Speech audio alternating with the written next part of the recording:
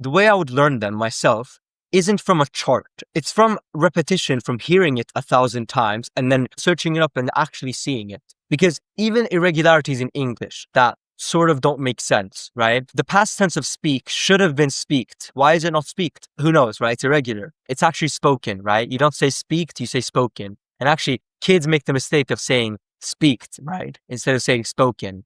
But you didn't memorize that. You didn't see it on a chart, did you? You just heard it from being exposed to it all the time. The same way that you've been exposed to soy and vamos and maybe the way you want to sort of learn the irregularities isn't through memorizing each individual example. It's through exposure to real native Spanish and then finding it out, which would then involve content. And this is exactly what I did.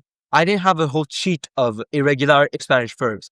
Instead, what I did was I would watch native content, and when I discovered a verb, I would search it up every single time. And what happened was the verbs I would search up would always be irregular, namely ser, ir, haber, estar. And what happened was eventually, because I'd searched up those verbs so much and seen their sort of irregularities, I just learned the irregularities naturally by just being corrected all the time. In the same way that your parents might have corrected you every time you said speaked until you finally corrected yourself and said spoken.